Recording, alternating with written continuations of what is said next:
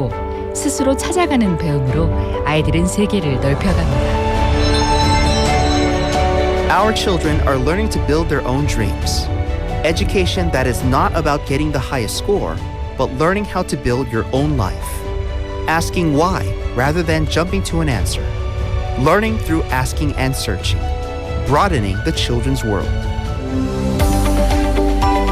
학교와 함께 자기주도 학습의 기반을 다져나가고 성장 눈높이에 맞춰 아이들이 스스로 공부해 나갈 수 있는 힘을 키웁니다. Schools and children building the foundation of self-directed learning together. Strengthening self-directed learning capabilities through education support for each growth stage. 이 캠페인은 아이들의 꿈을 밝히는 신뢰도 높은 공교육, 부산광역시 교육청이 함께합니다. 지역 경제가 힘차게 출발합니다. 기업들이 고객을 향해 더 빨리 가려면 방송 광고라는 엑셀을 밟으세요. 경제도 기업도 더 힘차게 달려가니까요. 방송 광고의 작은 힘, 경제의 큰 힘입니다. 부산 방송광고발전협의회.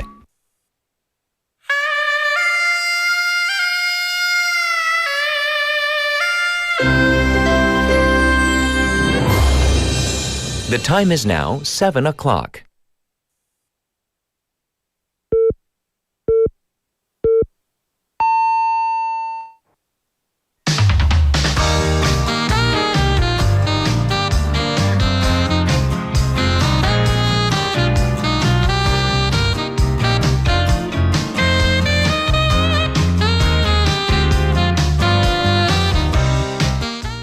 Good morning, Wavers. I'm going to begin our show today with an easy question, or maybe not so. Anyhow, here it is. What is your absolute favorite Korean food? Think about that. The reason I'm asking is because the Ministry of Agriculture, Food and Rural Affairs plus the Korean Food Promotion Institute just released the results of a survey of 11,000 overseas consumers across 22 major cities on overseas Korean food consumption. So, can you guess what K-food ranked number one? Well, I was not surprised at all. Korean fried chicken, followed by kimchi, bibimbap, and bulgogi, the usual suspects. And the satisfaction rate among those who tried Korean foods, even among first-time consumers, expressed high enthusiasm. So overall, 94.2%, and for the first-time consumers, 80%. So do you agree? Is K-chicken your favorite as well? I'm Catherine. This is Morning Wave in Busan on Friday, December 12th on BEFM, 부산영어방송.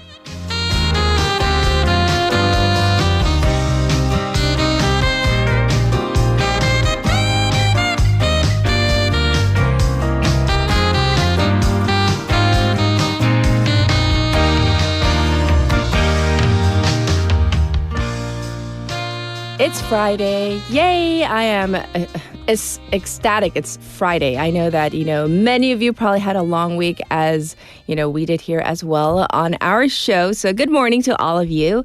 It's Friday, so I wanted to start off with a light topic for the opening, talking about your favorite K-foods, but something not so light. I'm going to talk about it again because we have to. This year's college or university admissions season being overtaken by that English portion of the CSAT or the 수능. Another ongoing issue when it comes to university admissions is regional schools. The ever so prevalent in Seoul versus the non-Seoul choices. With the student age population declining, regional universities are facing an existential threat, with some forced to shut down certain departments. And the government has been running this local university program, injecting massive funding for universities to come up with innovative ways to revamp their programs and structure. The Education Ministry yesterday announced that it is going to form a committee to foster regional universities for balanced regional and national development. The committee will have Vice Education Minister Choi Eun-ok as the chair. They're going to have 5 divisions overseen by a group of 14 experts. They will look over tasks to foster regional universities until the end of this year, with the goal of making concrete proposals next year. And this is linked to the government's balanced development vision of forming 5 regional hubs and 3 autonomous provinces. The Education Ministry says that it will assist regional universities leap into world-class competitive schools.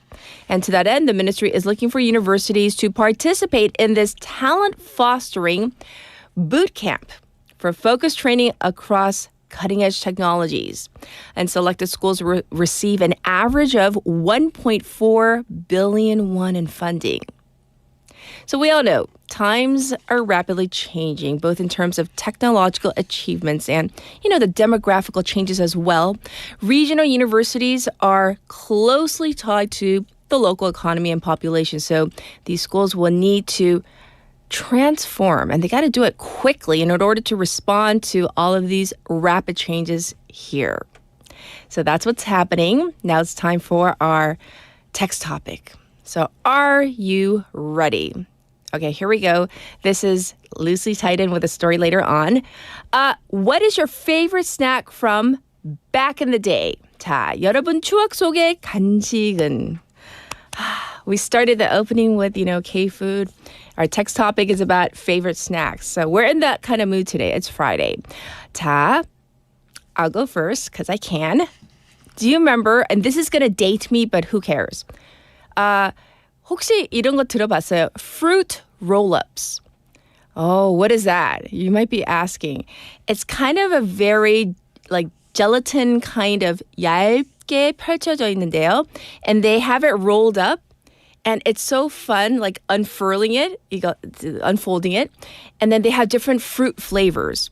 And I used to love just unfurling or unrolling the fruit roll-up. Also, back in the day, they used to have bubble tape. I think they still have it now. 버블검인데 테이프처럼 생긴 거예요. 그 처음 나왔을 때 되게 재밌었고요. And then my favorite, Cool Ranch. Cool Ranch. I'll say tortilla chips because I can't say the brand. They don't have that here in Korea. I'm so sad. Why not? Okay, and then one more. I haven't seen it in Korea. I think I can say it. Lunchables. Do you know what those are? It's like a little cracker. They give you a little cheese and, some ham, and then you put it together. Oh, such a cool snack. And I could go on, but, we got to go on with a program. You can let me know what your, favorite snack from back in the day is or was. So send them into BFM's live stream, live chat, YouTube chat room. So you can go to the YouTube platform, type in BEFM 부산영어방송 to find our channel. Subscribe first, and then log in and chat with our other waivers. Shop 9050 pound 9050 from your phone. It's going to cost you 100 won. You can also reach me for free on Kakao Talk. Same thing there. Type in BEFM 부산영어방송 to find our account. Add us as a friend, send in your messages. Maybe if you have photos, send them in too. You can tune into Morning Wave in Busan through the radio, 90.5 or 103.3 FM. That's only if you're in the Busan area. Like I said, we're streaming live on YouTube right now. You can check it out over and over again. We're available on the BEFM app and also the Papang app, free to download, easy to use. Looking ahead to Friday morning together. So we have our daily guests. We have Jian, we have Haley coming in for hour number 1 and 2. And then for Friday, we have Casey, Foreign Press Highlights. And hour number 2, we have An 교수님, Professor Andrew Millard. For a special interview, I thought this angle was just so interesting. K-dramas, and climate representation. And you might be thinking, did I hear correctly? Yes. K-drama and climate representation. What does that mean? Do they go hand in hand? Well, apparently there's not a lot of climate representation in K-dramas. So we're going to delve into this with our expert coming up in hour number 2. I'll be back with news overview.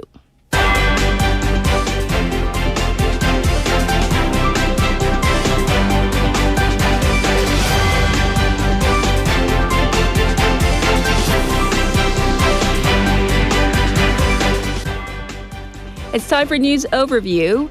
2 dead, 2 missing in Gwangju Library construction site collapse. 2 people are dead and 2 are still missing as search and rescue efforts continue throughout the night at the Gwangju Library construction site collapse.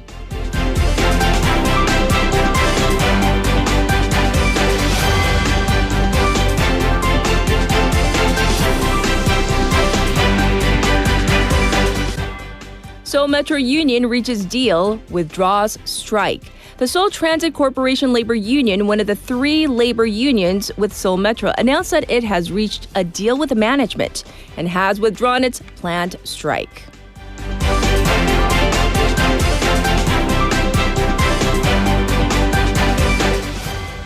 Special counsel confirms statement against 5 politicians in political funds scandal. The Minjung-gi special counsel confirmed yesterday that a former Unification Church official facing bribery charges mentioned 5 politicians from both ruling and opposition parties as alleged recipients of political funding from the church.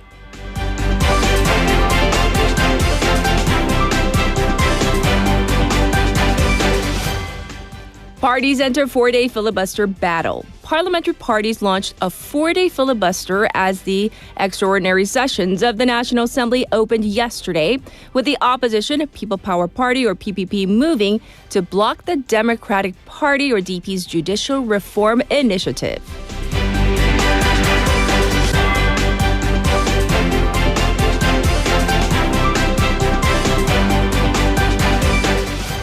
U.S. seizure of Venezuelan oil tanker draws condemnation. Condemnation has been growing from U.S. Congress after the U.S. military seized an oil tanker off the coast of Venezuela on Wednesday local time as the U.S. imposed sanctions on 6 more Venezuelan ships. This was News Overview.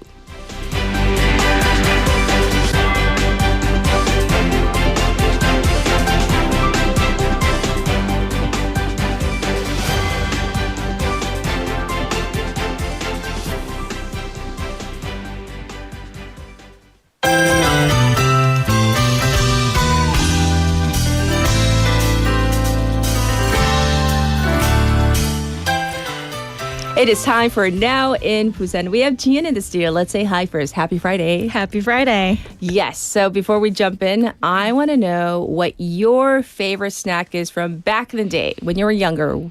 Oh, I really miss that little cup tteokbokki.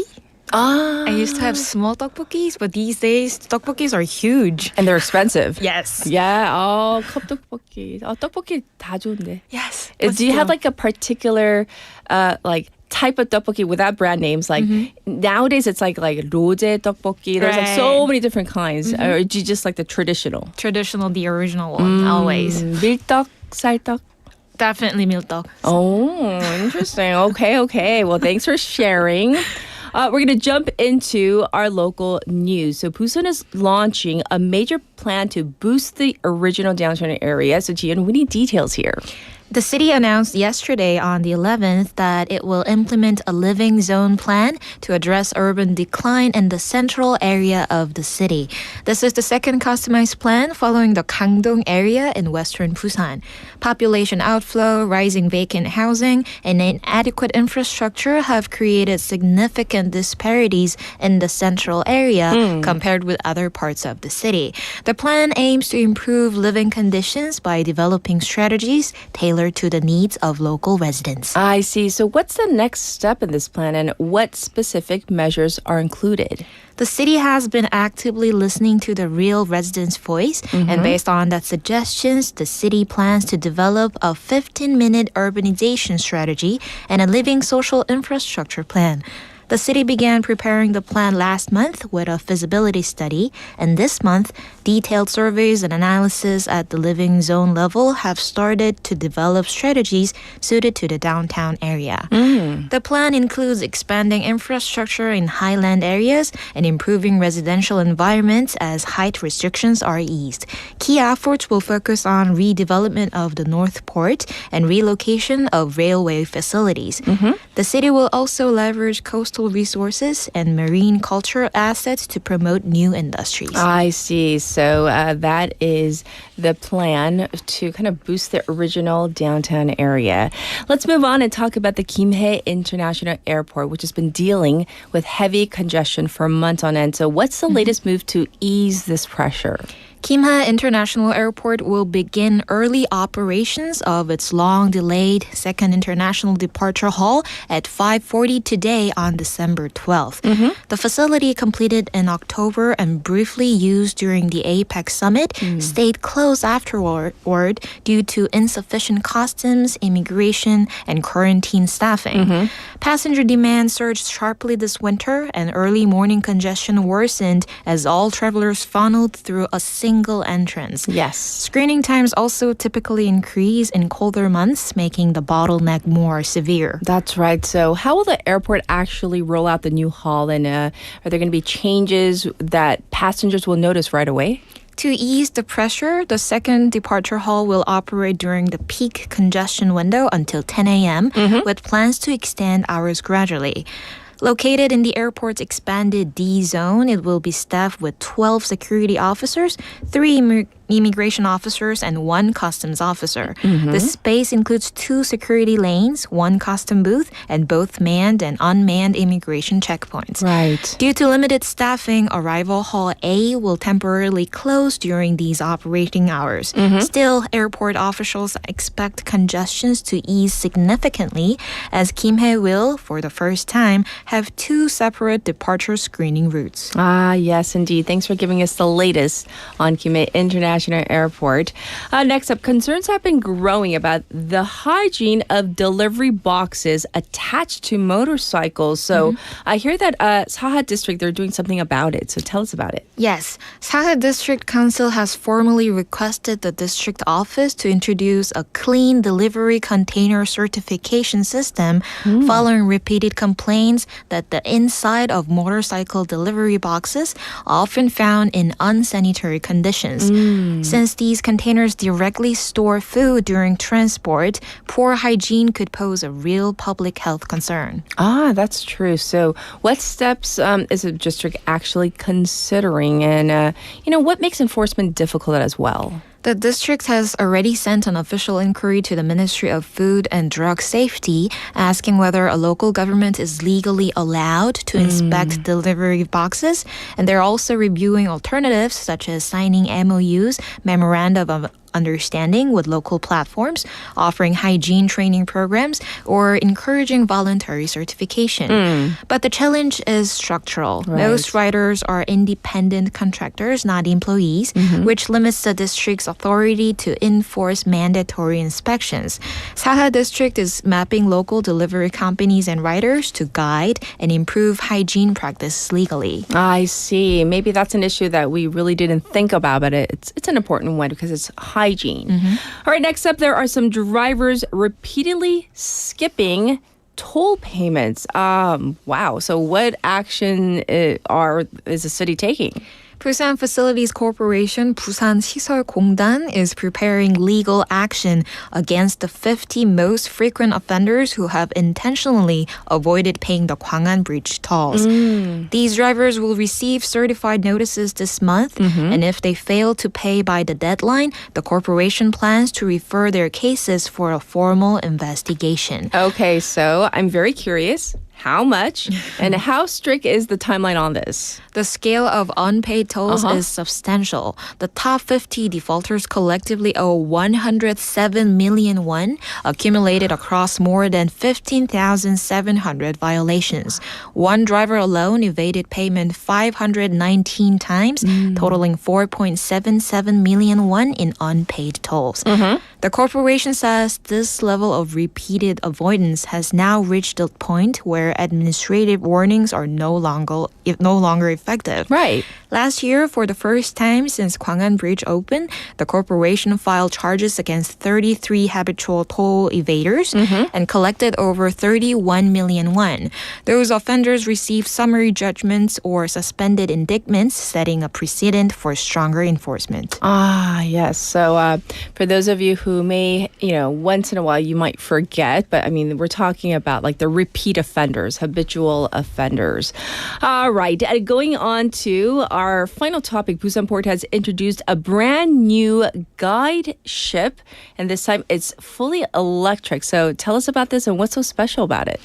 Busan Port Authority has launched the E-Green, an electric-powered, eco-friendly guide ship operating out of Northport. It replaces the aging 28-year-old Saenuri and marks a major upgrade in both size and sustainability. And how will this actually change the guide ship experience for citizens?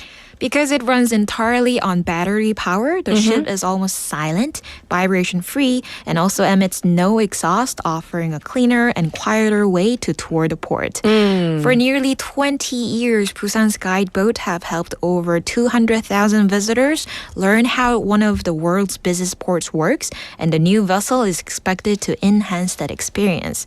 E-Green operates a regular service every Wednesday 2 p.m. for the general public. Bookings for the following month opened on the last Monday of each month on Busan Port Authority website. All right. Thanks for all the good information today, this entire week. We'll check in with you on Monday. Thank you, Tian. Thank you. All right, let's get to your traffic and weather.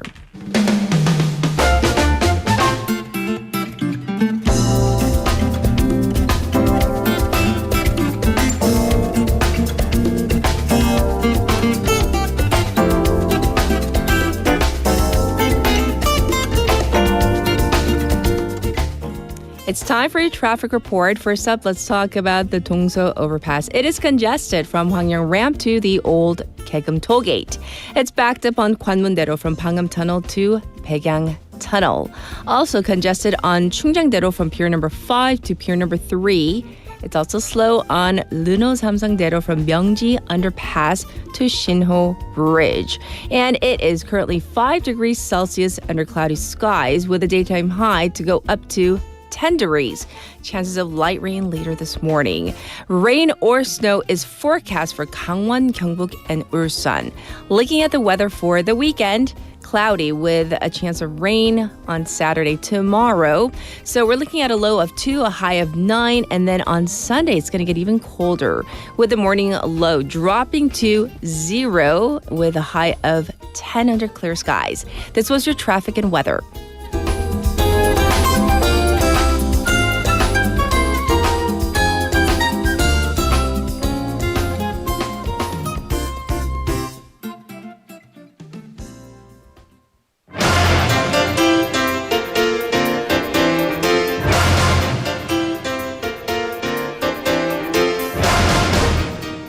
It's time for top stories. We have Haley in the studio. Let's say hi first. Happy Friday. Good morning. Yes. We're going to dive into our first story. It's a serious one.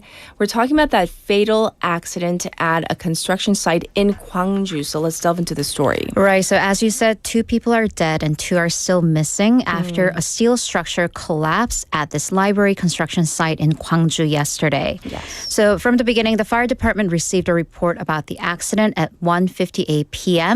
that a steel structure had collapsed down from the second floor roof at this Gwangju main library that was formerly an incineration plant. Okay. At the time of the accident, 97 workers were on the scene. 4 were buried under the rubble. All are subcontracted workers. Yes. So first, a 47-year-old worker who was on the roof was rescued just about an hour after the collapse. However, he was pronounced dead after he was taken to the hospital. The second man was found around the same time that the first worker was rescued. However, he was pronounced dead on the scene. Rescue work over the night has been made difficult due to the heavy steel structure and also the concrete that's been hardening overnight. So rescue workers have been spraying water onto the concrete to keep it still liquid so they could actually conduct the work more safely and more quickly. That's right. So what do we know about the collapse? Right. So it seems that the collapse started on the second floor roof where the concrete was being poured down. This seems to have been a domino of collapses from the second floor all the way to the basement floor. There were apparently no support structures like what's called a form shoring, 동발이. But an official from the construction company said that they actually had a patent that allowed them to do the construction without such shoring, which is conventional meaning there is usually shoring with concrete work. Right. However, if it involves steel structures, they apparently work as support. But experts say that given how the collapse happened, so usually with steel structures, there is either bending or it just gets cut down or severed suddenly. It was the latter in this case. So because the steel was suddenly just cut off and collapsed, it seems there is a possibility of construction flaws, including with the welding. So that would be 용접. The authorities are, of course, going to focus on the rescue and search first, but then after that's complete, they will move on to find the exact cause of the accident. That's right. So what can you tell us about the construction project itself? Right. So this was a construction site of the Gwangju Library in Seoggu District. This was, as I said, formerly an incineration plant that was shut down back in 2016. Yes. Gwangju's general plan is to turn this into a comprehensive culture plaza, and the library was the first plan of this. The contractors and management are Dongil Construction and Mid Engineering. The building's about 70% complete. There has been some delays because the previous contractor, declared bankruptcy, so Dongil took over. The building was supposed to open next year. Oh, goodness. So, of course, thoughts and prayers to those affected, first and foremost. Thanks for reporting on that. But this is the second fatal, large-scale collapse that we have seen in the course of a month or so. Right. So if you remember from November 6th, there was that thermal plant collapse that killed 7 people in Ulsan. So this was addressed during President Lee Jae-myung's briefing, or Labor Ministry's briefing to the president yesterday. President Lee commented that the labor minister must feel very uncomfortable and saddened with this repeated industrial accident. He called on the relevant ministries to provide maximum support. As for the investigation, the Gwangju Regional Office of Employment and Labor, they have launched an investigation into possible violations of SAPA, the Serious Accident Punishment Act, 중대재해처벌법. Gwangju Police also formed a task force to look into possible professional negligence and any illegal subcontracting practices. I see. Well, once again, such a tragedy. All right, we're going to move on for now. Thank you for reporting on this story. We briefly talked about this story as it was breaking yesterday morning, but let's get into the whole Oceans and Fisheries Minister Chun Jae-soo's resignation. Right, so Oceans and Fisheries Minister Chun Jae-soo resigned in a surprise announcement early yesterday morning amidst these bribery allegations. President Lee Jae-myung later in the day accepted the resignation according to his office, and this, by the way, marks the first resignation under the Lee administration. Right. A little bit of background into the case, which has been brewing for the past few days or even all the way back from August. Yes, and we've been reporting on the special counsel investigation and even comments from the presidential office, but let's take the time to kind of really go through the issue. Right, so let's get the full scope of what's been going on and why this goes all the way back to August. So this comes from the Min Jung-gi Special Counsel, which is looking into various allegations involved with the former First Lady Kim Gun-hee. Right. So one of these cases is it involves the Unification Church, 통일교, and allegations that the church allegedly bribed several politicians and also the former First Lady to get government's favors on some of its affairs. So investigations and trials have already taken place, but there was apparently one kind of like unturned stone in all of this. Well, apparently 5, according to a member from the church and now the special counsel. So a former official with the church, Yoon Young-ho, who is the person that was handling the alleged bribes. Yes. He apparently told the special counsel that the church allegedly supported not only People Power Party members, but also Democratic Party politicians. And the allegations included 2 luxury watches and money allegedly given to back then he was lawmaker Chun Jae-soo. From 2018 to 2020, Chun has vehemently denied these allegations as groundless. So who are the other individuals named by Yoon Young-ho? Right, so the special counsel yesterday said that Yoon, at the time of the questioning, named 5 politicians from both parties. This is the first official confirmation from the special counsel. However, they refuted any allegations of there having been biased investigations. Various reports reports have named a unification minister, Chung Dong-young, as well as one of the five. Okay. Chung actually issued a statement yesterday saying that, yes, he did meet Yoon once when he was a private citizen. However, the conversation was just conventional about unification, and any claims of bribery is groundless. Oh, okay. So the controversy here is that the special counsel did not bring charges against nor investigated these other individuals. Right, so that's been the focus of political controversy in the past couple days, weeks, with the opposition basically claiming preferential treatment. Right. The special counsel apparently didn't have cause, they say, because Yoon in the questioning used phrases like, it may have been or it could have been. So it just wasn't concrete enough. Okay. And then they also deemed that these allegations didn't fall into the scope of the special counsel's investigations, which led it to not take action for 4 months. The special counsel has since then passed a case on to the police. This happened this week, and the police has formed a dedicated special task force. The thing is, though, if we are looking at Political Funds Act violations, the statute of limitations is 7 years. Going back to the allegations involving now former Minister Chun Jae-soo, if they started in 2018, plus 7 years, the statute of limitations runs out at the end of this year. So there is a ticking time clock situation. Yes, indeed. And then with Chun's resignation, that affects Busan in more ways than one. Right, and this is why it's a big story locally as well. Most immediate, he was the Oceans and Fisheries Minister. That ministry is currently relocating to Busan. Right. Apparently, the decision to resign was made without consulting the top officials from the ministry. So for them, that was a surprise as well. Yes. But once the resignation is processed, then Vice Minister Kim Sung-bum will become the acting minister. They're saying that the whole relocation issue is so set in stone, it shouldn't matter who's in charge. Okay. However, things like the opening ceremony that was scheduled, those will be there will be some setbacks. I see. Well, this affects local politics as well. All right, so the final leg of this story, because Chun was widely considered to be the potential Democratic Party candidate for Busan mayoral race. Local elections are coming up next June. So then this comes as a big shock for the Democratic Party chapter of Busan, throws a wrench into the DP's plans to have the Oceans and Fisheries Ministry move as kind of the big push for voters. Yes. And this pretty much opens up the race for the primaries as a big race for any prospective DP candidates. That's right. So thanks for breaking it down. Up next, Taiwan has lodged a complaint against South Korea for its immigration card. Right. So on the e-arrival card for foreign nationals that they need to fill out when they enter South Korea, for Taiwanese nationals, it says China, parentheses, Taiwan. Oh. For a bit of reference, other countries like the U.S., the European Union, and Japan have Taiwan separately, no parentheses, on their arrival cards. So what happened is back in February, the system changed. Previously, you just had to write out what country or where you were from. However, in February, the system changed to a drop-down menu where you select from a list of countries. Yes. So Taiwanese President Lai Ching-te or William Lai mentioned this issue at an official event. He took a mild tone, saying that he wishes Seoul will respect the will of the Taiwanese people.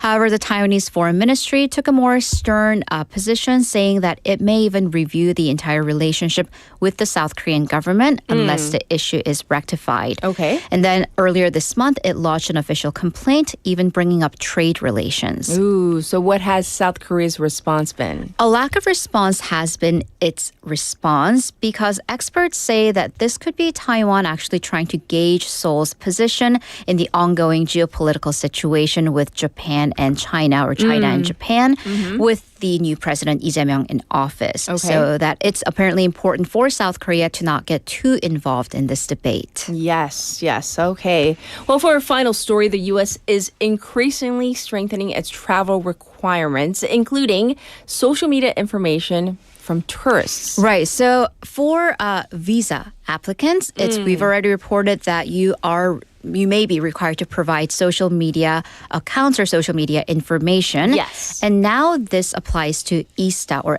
ESTA applicants as well. So tourists from 42 countries who can travel to the U.S. on the electronic system for travel authorization, we commonly called ESTA, could be asked to provide 5 years' worth of social media history. And this is a follow-up measure to President Donald Trump's executive order earlier this year to strengthen a screening for foreign nationals trying to enter the U.S. Yes, and what exactly are the new requirements? Right, so I'm citing a proposal document that was filed by the Department of Homeland Security and the component agency, Customs and Border Protection, or CBP. This was published in the Federal Register, basically the official U.S. government journal. So the proposal says that ESTA applicants will need to or may be required to provide their social media history from the last 5 years. Also, telephone numbers used by visitors over the same period, any email address used in the last decade, which, yeah, right, as well as face, fingerprint, DNA, and iris, so your eye biometrics. It would also ask for the names, addresses, birth dates, and birthplaces of not you, but your family members, including children. Wow. So, Yeah. what kind of implications might this have? Right. I mean, already we're seeing comments from people who had plans to travel to the United States of my right. What about my rights? Yes. Is that really necessary? So, according to some foreign press outlets, this could be, there could be practical issues with longer waits to the ESTA approval process. Sure. Also concerns of this being an infringement of civil liberties and digital rights. As for the United States, some are concerned about the impacts of this on the U.S. Tourism industry, Right. including for the FIFA World Cup that is due. Yes, so U.S. is due to host the FIFA World Cup and also the Olympics in 2028 with some World Cup with the other countries, Canada Yes. and Mexico. So how will this affect not only visitors but also players and athletes even? That's true. So, thank you for breaking down all the news for hour number 1. We'll check in with you in hour number 2. Thank you, Haley. See you in a bit. All right, it is time for this song. How about this? Candy Cane Lane by Sia.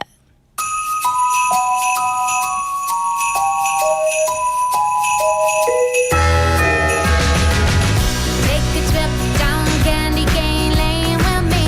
It's the cutest thing I swear you'll ever see. It's the best. So get dressed. I'll impress you with the colors of the rainbow. Take a trip down Candy Cane Lane with me. It's so magical. Let's go there in your dreams. It's the best.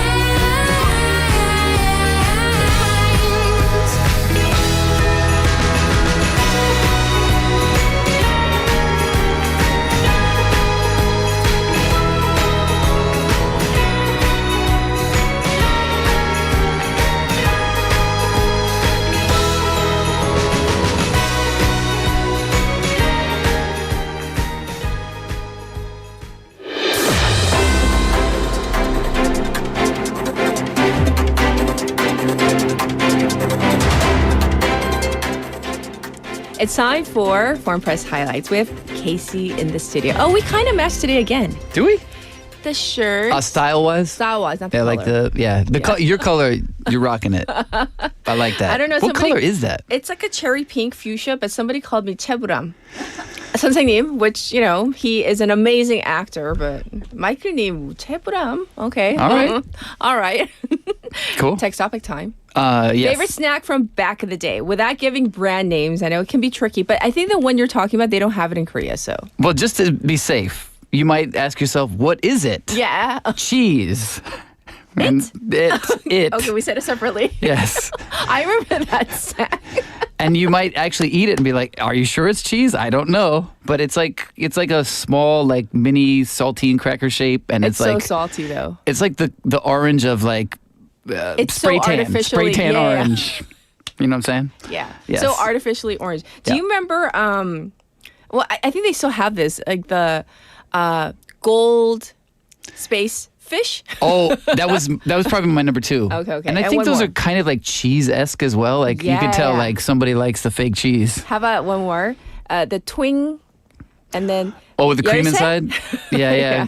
Open the key to your heart. Yeah, the queen to tin twin. Actually, yes. and those disappeared. There was like some kind of famous controversy about those. They disappeared and then came back. They came back, yeah. And I've heard they're not the same. Yeah, they were good when they were bad for us. Right. Oh my gosh. Yes. Not real tasting at all. Well, thank you for sharing. We're going to Yes. jump into our stories. What do you have for us? Speaking of not real at all. Yes. Have you noticed a lot of AI videos on your social media feed lately? Yes. Yeah. So annoying. I don't like them. I'm annoyed too. Okay. And I've got friends who are using them in creative and disturbing ways, like they're Oh. just to make fun of each other. Okay. But they always have that little symbol Yes. showing that it is Uh-huh. AI. But apparently that's not the case with all the AI videos that are being posted, especially here. And I wasn't really aware of that because I'm so used to seeing that little logo. So this is from the Associated Press. The headline is South Korea to require advertisers to label AI-generated ads. And the idea is they're going to require this probably starting next year. So this is in progress. And any ads made with artificial intelligence technologies, as they're seeking here to curb a surge of deceptive promotions. I didn't know this was going on, featuring fabricated experts, just like made up people. Yes. Or deep fake celebrities, which I would be so bummed about if I were a celebrity. So they're Yeah, endorsing. absolutely. Are you aware of this? I have seen the fabricated experts. Okay. And then And sometimes, is this a person they made up? like, What? the latest one I saw was Yeah. like she was reportedly like a fitness expert, and she was giving her Okay. take on like what it takes to, you know, stay young and healthy and all that. Yep. And then I was kept on looking at it because it came up on my feed, and I'm like, Right. that is fake. That is AI. Obviously. Obviously. Okay. However, like, you know, you would have to have a discerning eye. Yes. So they mentioned that in the article. So you know, it's getting more and more difficult to tell. Like you know, I guess you have that sense when you saw that fitness expert. You're like, Yeah. oh, something's off. But I mean, the technology is getting very good very quickly. Yes. And they said they're using everything now from digitally fabricated experts, these deep fake videos, which I find more disturbing because they're using real people without their consent. Yes. So they're using audio as well of celebrities, and they're promoting everything from weight loss pills to cosmetics to illegal gambling sites. I was like, Oh my really? gosh. That's bold. And they said this has become staples across the NoTube here, the book that has your face on it, and other social media platforms, specifically here in South Korea. And officials do say it's becoming increasingly difficult to monitor and detect the growing number, like, because it's rapidly increased. And they do mention in the article, like, they are particularly concerned for older people who might have a hard time telling. But I think they're getting so good. I think age is not going to be a factor anymore. True, and it's just going to keep on getting really, really close to, you know, being authentic, right? So, Yeah. any action being taken? Well, they said the government seeks to revise the Telecommunications Act, and this looks like it's going to be done early in the year next year. The other related laws as well, so that they can actually legitimately do this, require people to label their AI content. They also want to strengthen the monitoring of it because that's the hard thing to keep up with. Yes. They said just through this year, from the beginning of this year to September, there were 68,950 cases of this identified only by the Food and Drug Safety Ministry here. So that's only what they could catch. I'm sure there's many more than that. Of course, Yes, right? yes. So they said, they also want to strengthen the punitive measures. So according to a director of economic and financial policy at the Office for Government Policy Coordination, Right. Lee Dong-hoon, he says anyone who creates, edits, and posts AI-generated photos or videos will be required to label them as AI-made. And the users of the platform, I thought this was interesting, will also be prohibited from removing or tampering with those labels. Would you even think to do that as a user? No, but I don't know. Do people do that? I don't know if it's a thing, but okay. But they also did say that they're going to hold the companies that operate these platforms responsible for ensuring that advertisers comply with the labeling rules. As you notice, it's all advertising, right? Yes. But they said they're going to raise the fines as well starting next year. So, not just the creators, it sounds like. If you knowingly distribute false or fabricated information online or through other telecommunications networks, you could be held liable for damages up to 5 times the losses incurred. And I'm kind of curious what they mean by damages, but it Yes. sounds like they want to make serious penalties. I hope that it will incentivize. Who knows? Because, this is advertising that they're basically taking on. Will that be enough, these kind of penalties? But they said one thing they really want to work on as well is strengthening the monitoring and faster takedown procedures. Yes. They said they're going to enable reviews within 24 hours and then just start blocking harmful ads even before they have a complete deliberation over it. Wow. So that means I guess in that case, some things might get, collateral damage. Yes, if I'm somebody thinking. reports, right? So, yeah. Well, thank you for reporting on this. So something that we should definitely be aware of, if you know that it's AI, that it's AI generated, you can take it with a grain of salt. But if you don't know, like you say, Yeah. older people who just don't pick up on certain cues, Right. it could be harmful. So That's just by kids as well, right? That's true. They're going to be seeing this stuff. And Yes. All right. Let's move on to our second story. What is it? So this is from the BBC, and this is something that's been widely reported on this week. Some celebrity scandals that happened over the past week. Just a few. Just a few. But the BBC take on this is talking about cancel culture, and they say this string of celebrity scandals renews the debate on South Korea's cancel culture. But I don't know, is there a terminology for cancel culture here in Korean? Because I never really hear cancel culture being discussed the way you might hear it in excess in the United States, for example. Our producers were letting us know they call it cancel 문화.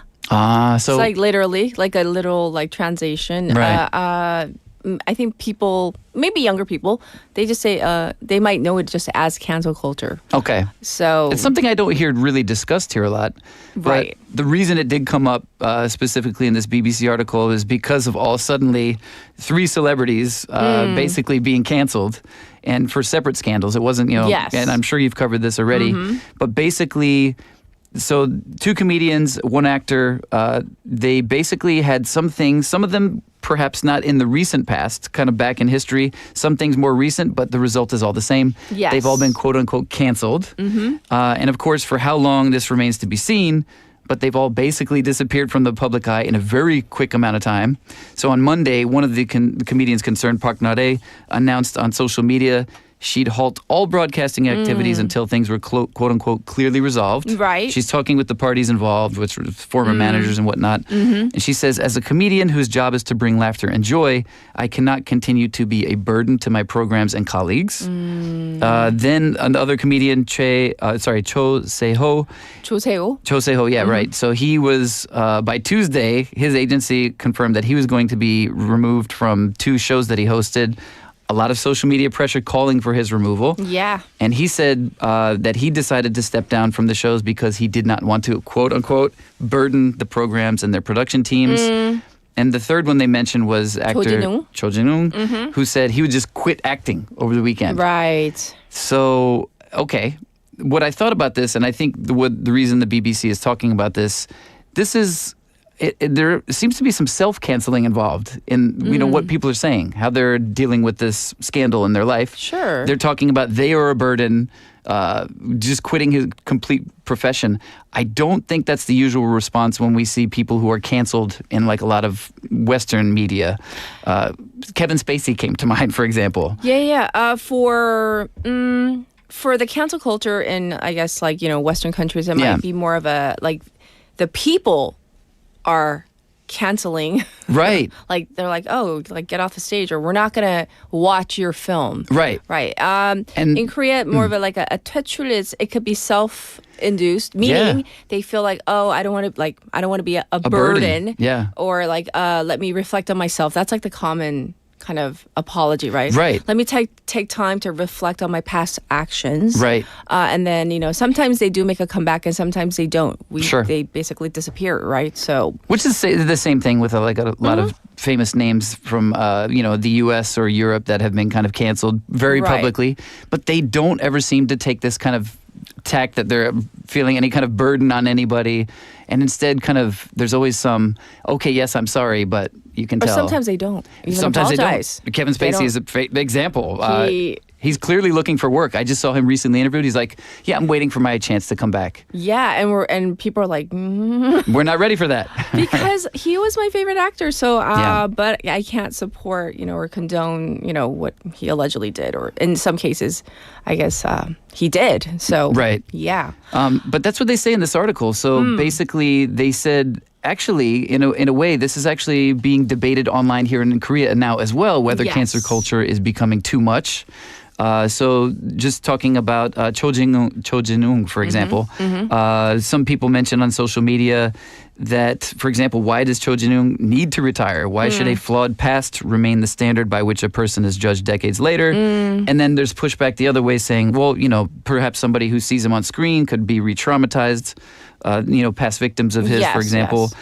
And another commenter saying, there are people who defend him by saying everyone makes mistakes when they're young, but not everyone commits this level of crime. So obviously there seems to be a kind of divide. Yeah, there's a clear divide. Whether this cancel culture here in Korea is too much or whether it's justified. And also, even among like the legal scholars, Yeah. like the debate between like should have that been reported on the first place. Juvenile records are supposed to be sealed. Right. It goes on and on and on. So we are going to leave that issue there, but thank you for covering it from, the perspective of a foreign outlet. Let's move to our third story. What is it? Well, yes, we got 3 today. Okay. Yeah. So I just want to end with a nice success story to end the week. So this is from Her Canberra, and this is a Australian publication from Canberra. Yes. And the headline is, From South Korea to North Canberra, a delicious dream comes true for the happiest chef.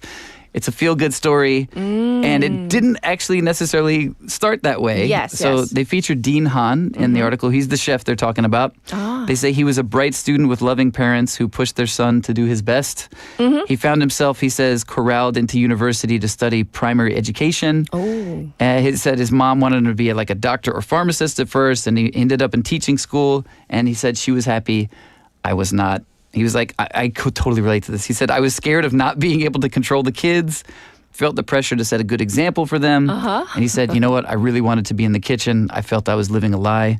So at age 21, he was like, all right, I'm out. I'm going to go work in the restaurant industry. His parents, not thrilled. Oh, not thrilled. No, he said they had a very big argument, which doesn't seem surprising if your parents, have an expectation for you. Yes. But so he decided to start at the bottom of the food industry, work his way up, scrubbing dishes, worked 16-hour days for low wages. Yes. 2 years of this, including during his military service as well. So then he finally, in 2008, was like, I'm going to go to Canberra, Australia. It's a capital city, but it's not like Seoul. He said it's a smaller city where people actually feel more relaxed. He had a slight setback with COVID. He had like an Asian-style restaurant, not specifically Korean. And COVID was, it made some difficulty. Yes. But just this year, the middle of the year, he opened a Korean restaurant, Korean food, and he said this is like in his blood. Wow. And it's doing well. So years of like working towards this. Yes, what a good story to end it on. I got a little. It's like it looks like Canberra. I hear it's Canberra. Canberra. Canberra. My Australian needs some correcting. Thank you. So yes, look out for Just him so in we know. Canberra. I remember hearing it when I checked it on the dictionary. Canberra. Canberra. Okay, there we go. So thank Thank you, mate. for going over these really interesting stories with Korean angles from the lens of other people, non-Koreans. And so we'll definitely check in with you next week. So All right. Are you ready for Christmas? Yeah, I'm hoping for a big box of something cheese. From it. That's what I'm waiting for. Somebody buy me that. Yes. Well, thank you, Casey. Have a wonderful week and stay safe. All right.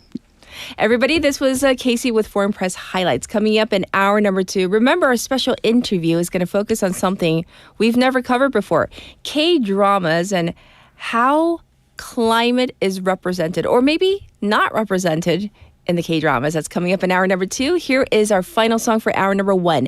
A song request from Leslie, Winter Bear by V from BTS.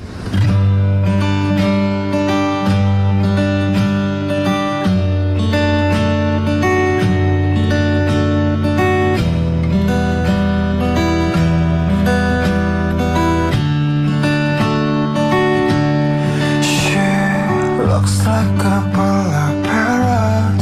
Would you come fly to me? I want some good day, good day, good day, good day, good day. Looks like a winter bear. You sleep so happily. I wish you good night, good night, good night. Good night, good night.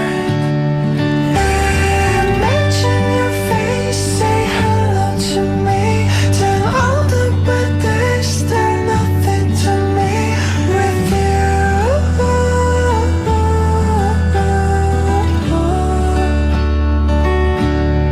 Winter bear.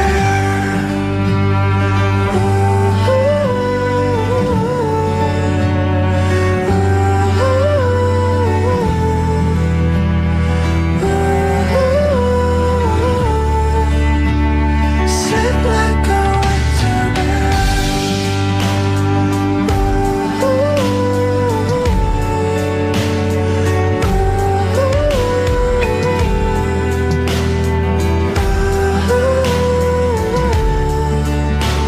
Sleep like a winter bear.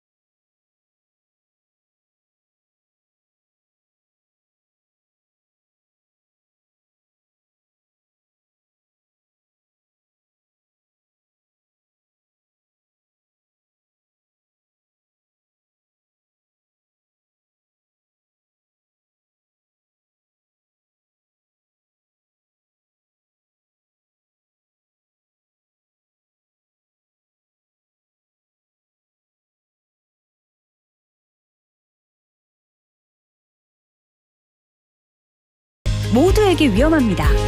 우리 모두를 위한 교통안전. 나부터 실천하면 모두가 안전해집니다. 어린이가 안전하게 뛰어놀 수 있는 부산. 아이 키우기 좋은 도시는 우리 모두의 미래이자 희망입니다. 이 캠페인은 어린이가 안전한 부산을 만드는 은행, B&K 부산은행과 함께합니다.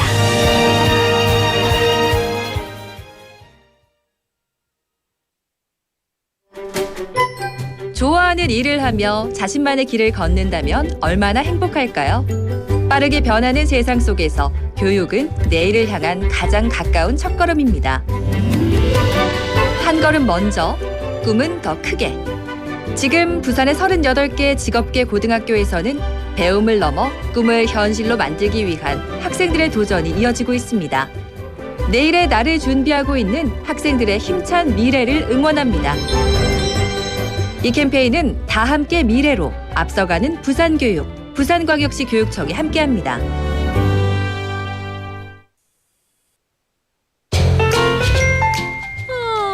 I was so busy this morning. I didn't even get to check my messages. I almost got hit. Here comes the safety hero. Stop right there, Smombi. Put your phone away. Keep your head up. Look around. What was I doing? Thank you. I'm finally free from being a smombie. As you just heard, even a quick text could lead to a serious accident. This kind of behavior has a name, smombi, a word created by combining smartphone and zombie. Walk with your head up and check your surroundings before you move. Let's build a safer traffic culture and keep our streets free from smombies. This campaign is brought to you by BEFM 부산영어방송.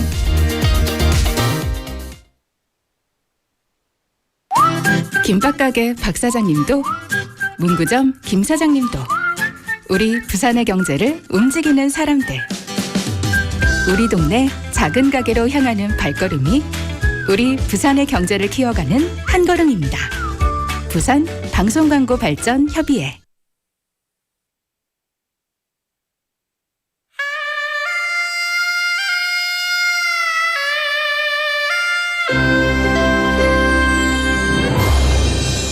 The time is now 8 o'clock.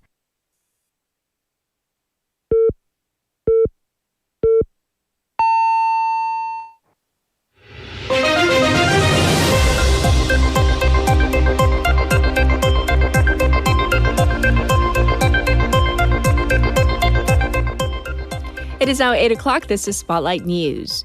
2 dead, 2 missing in Gwangju Library construction site collapse. 2 people are dead and 2 are still missing as search and rescue efforts continued throughout the night at the Gwangju Library construction site collapse.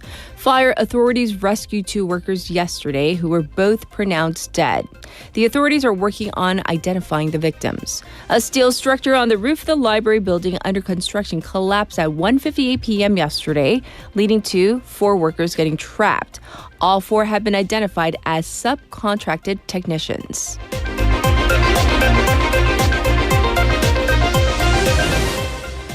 Seoul Metro Union reaches deal, withdraws strike. The Seoul Transit Corporation Labor Union, one of the 3 labor unions with Seoul Metro, announced that it has reached a deal with the management and Seoul City and has withdrawn its planned strike. The union has been requesting the hiring of at least 1,000 extra personnel for safety reasons.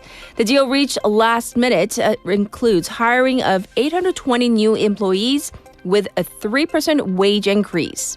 The second union with Seoul Metro also reached a deal this morning. The third union is expected to reach an agreement.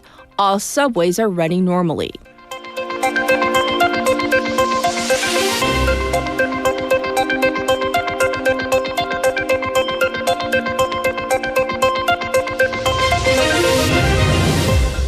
Special counsel confirms statement against 5 politicians in political funds scandal. The Minjungi special counsel confirmed yesterday that a former Unification Church official facing bribery charges mentioned 5 politicians from both ruling and opposition parties as alleged recipients of political funding from the church. The comment comes after Oceans and Fisheries Minister Chun Jae-soo tendered his resignation amid allegations that he was one of the politicians implicated. President President Lee Jae-myung yesterday accepted his resignation. In its separate case, the Jo In-suk Special Counsel indicted former Justice Minister Park Sung-jae yesterday on charges of having played a key role during ex-President Yoon Suk-yeol's martial law imposition.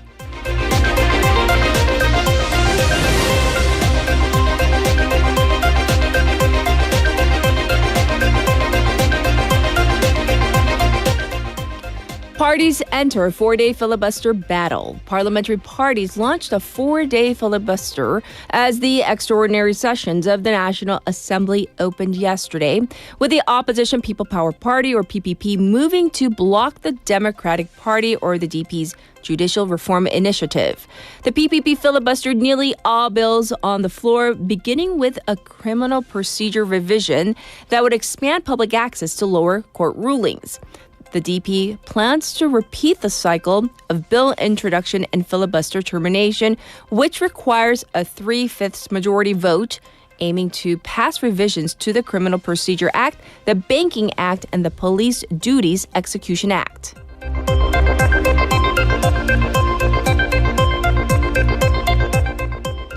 U.S. seizure of Venezuelan oil tanker draws condemnation.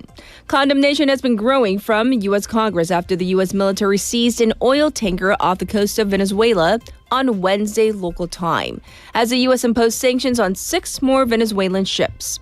The White House said that the tanker was known for carrying black market sanctioned oil, adding that the U.S. will seize the tanker's oil.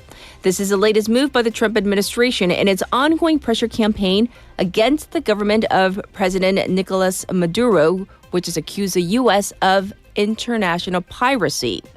And this was Spotlight News.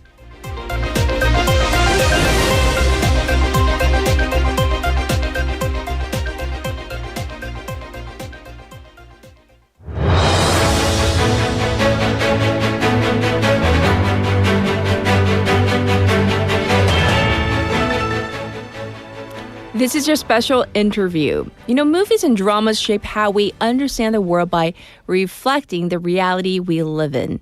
And one of the most urgent realities today is climate change. But recent studies suggest that what we see on screen doesn't quite match the world outside. A Finnish research team found that in 60 globally popular K-dramas, climate or environmental themes appeared in just 0.36% of total runtime. A Korean environmental group reported similar findings, with only 1 to 3% of recent Korean films and dramas making meaningful references to the climate crisis. So, as K-dramas and K-content gain global attention, are they truly reflecting the climate reality we live in? And why does it matter? So let's find out. We're going to speak with an expert, Dr. Simon Troon, lecturer in film, screen, and culture in the School of Media, Film, and Journalism at Monash University and programming chair for Environmental Films Australia. Hi, welcome to the program. Hi, thank you for having me. Yes. So, you know, it seems that studies do show that climate topics make up less than 1% of screen time, and recently in these popular K-dramas. So, does that surprise you, or does it line up with what you have seen in other countries' TV and film industries? In a general sense, it doesn't surprise me at all. And kind of broadly speaking, I think it lines up. It does surprise me a little bit that the figure is so low. So I'm familiar with studies from 5 or 6 years ago in the US that might suggest similar figures, but more recent studies from the US have indicated kind of that number, the percentage of sort of story worlds that include climate change has increased to 10 or 12%. And that's quite rapid change, I guess, in the scope of things.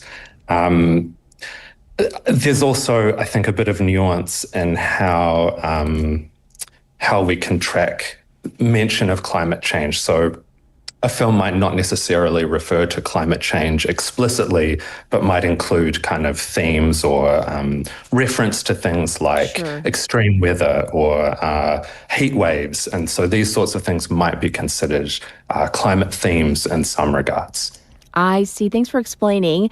So in your opinion, why do mainstream dramas, which include K-dramas, tend to leave out issues like climate change, even though it is such a major part of our real lives today? Is it just not maybe, for lack of a better word, like spicy enough or sexy enough to be put on dramas?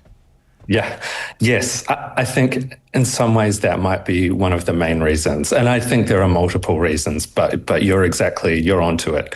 You know, I think when people imagine climate stories, they might be thinking of kind of documentary and educational contexts and kind of, these are sort of not things, I mean, vital, important things, but they're not necessarily regarded as the most compelling, entertaining, relaxing genres to watch. So there is that perception that it's just not interesting, and that when it comes to entertainment, people want, you know, personal relationships, breakups, social life.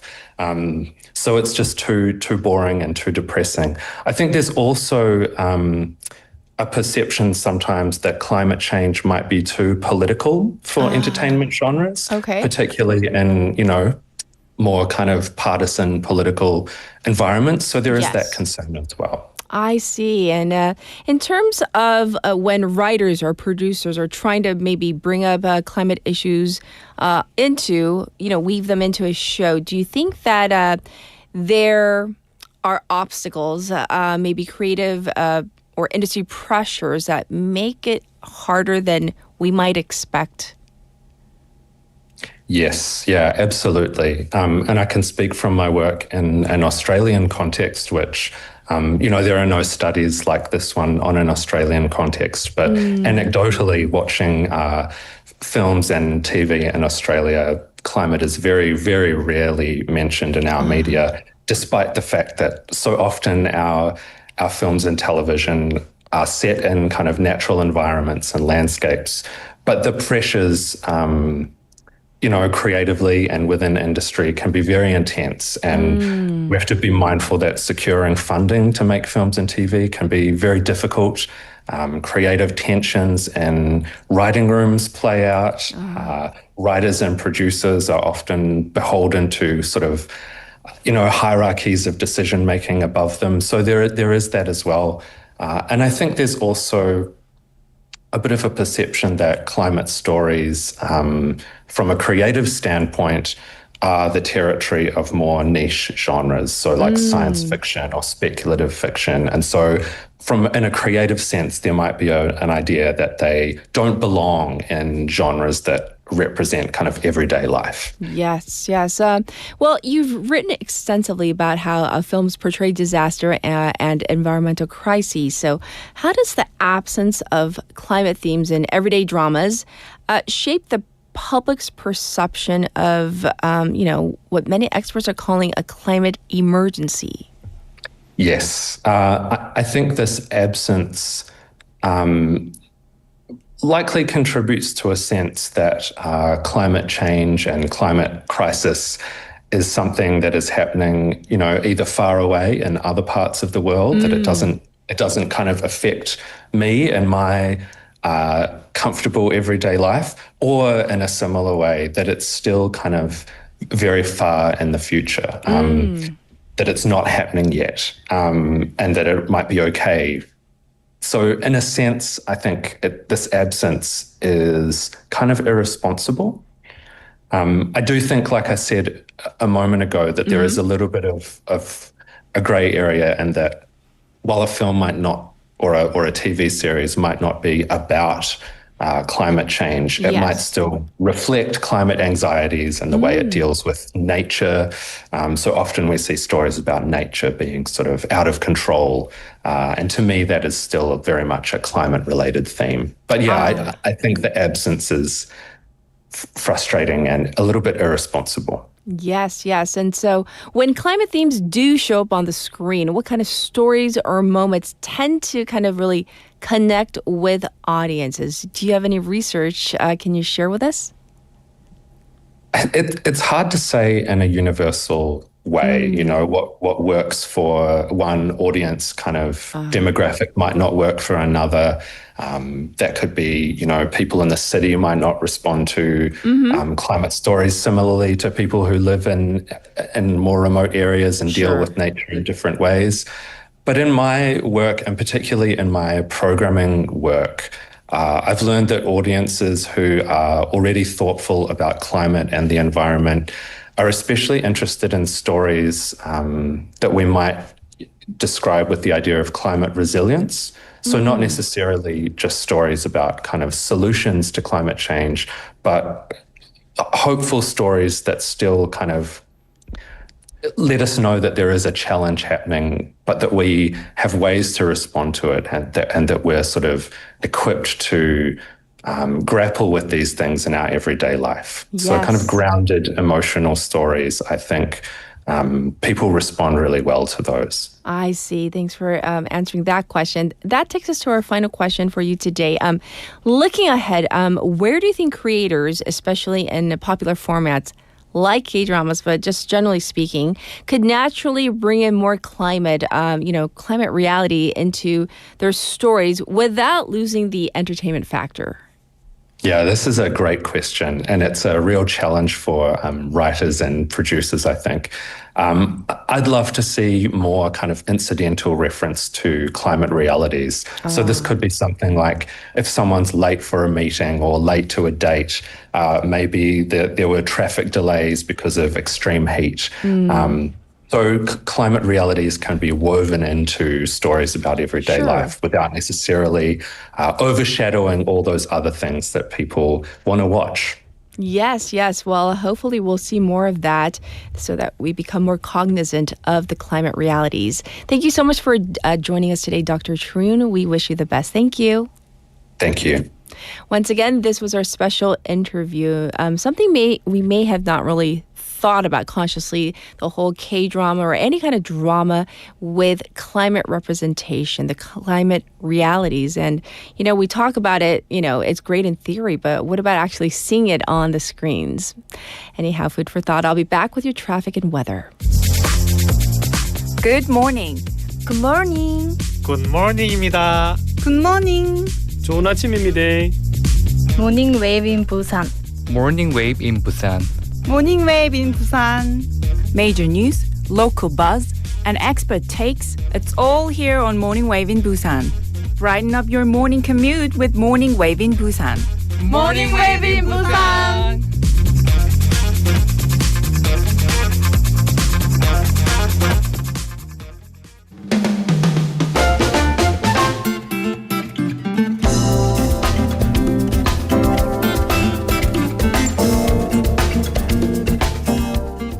Time for your updated traffic report. There was an accident on 관문대로 going toward Mora in front of the 국제 배경 아파트. It has been cleared, but there's still backup because of this.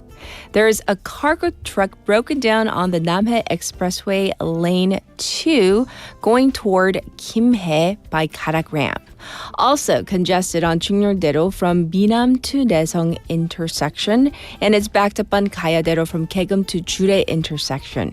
Currently, it is 5 degrees Celsius. There are cloudy skies, or there are clouds in the sky with a daytime high going up to 10 degrees.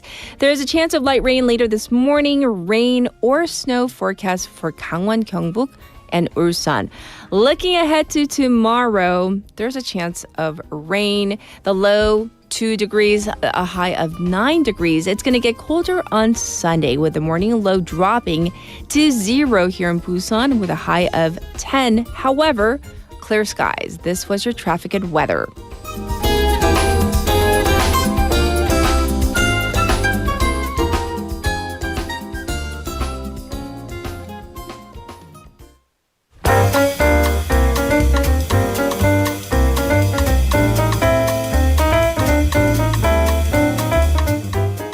It's time for Wagle Tea Time. Haley's here. Hello. Hey, now that it's hour number 2, I want to ask you our text topic, snacks from way back. What do you remember? What were your favorites? Thankfully, they still have them in circulation, which I'm like,